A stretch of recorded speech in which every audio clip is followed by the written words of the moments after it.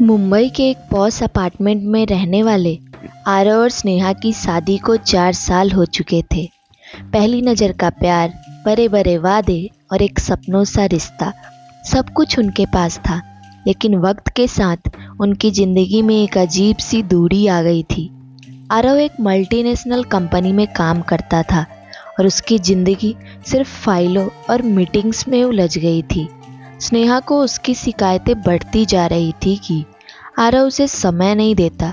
उसने कई बार कहा, हम दोनों एक छत के नीचे रहते हैं लेकिन जैसे अजनबी हो गए हैं।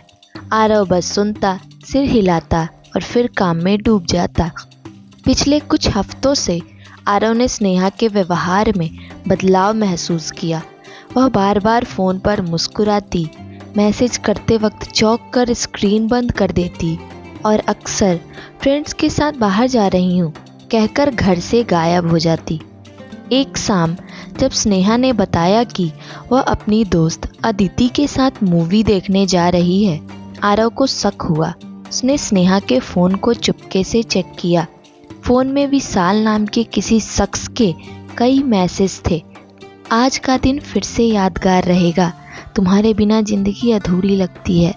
आरव के पैरों तले जमीन खिसक गई। विशाल कौन है? क्या स्नेहा ने उसे धोखा दिया है?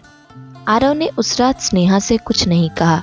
अगले दिन उसने स्नेहा का पीछा करने का फैसला किया।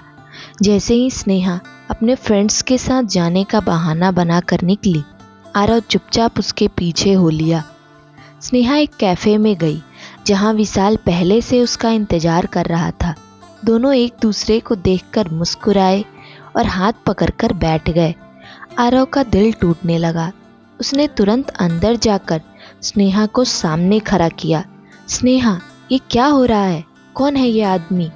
आरव की आवाज़ गुस्से और दर्द से कांप रही थी। स्नेहा हड़बड़ा गई। विशाल तुरंत उठकर वहां से निकल गया। आरव, मैं तुम्हें सब कुछ समझा सकती हूँ। क्या समझाओगी स्नेहा? ये सब क्या है? स्नेहा ने धीमी आवाज़ में कहा। विशाल मेरा पुराना दोस्त है। मैं उससे इसलिए मिलने लगी क्योंकि तुम्हारे साथ जो खालीपन महसूस हो रहा था वह मुझे समझता है। तुमने मुझसे बात क्यों नहीं की? क्यों किसी और को हमारी ज़िंदगी में आने दिया?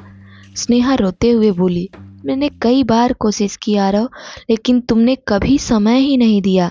मैं अकेली महसूस कर रही थी। आरव और स्नेहा ने उस दिन बहुत लंबी बात की। स्नेहा ने माफ़ी मांगी और आरव ने भी स्वीकार किया कि उसने स्नेहा को समय नहीं दिया। हालांकि रिश्ते में आई इस दरार को भरना इतना आसान नहीं था।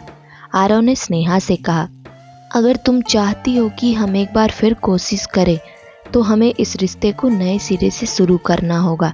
लेकिन अगर तुम्हें लगता है कि विशाल तुम्हें वो खुशियाँ दे सकता है जो मैं नहीं दे सका, तो मैं तुम्हें रोकूंगा नहीं। स्नेहा ने विशाल से सारे संबंध तोड़ दिए और आरव से वादा किया कि वह फिर से इस रिश्ते को संवारने की पूरी कोशिश करेगी। आरव ने भी वादा किया कि वह अब उसे अनदेखा नहीं करेगा। रिश्ते की नींव विश्वास और संवाद पर टिकी होती है। अगर दोनों एक दूसरे की भावनाओं को समझकर समझे तो शायद कोई तीसरा उनकी ज़िंदगी में जगह ही ना बना सके।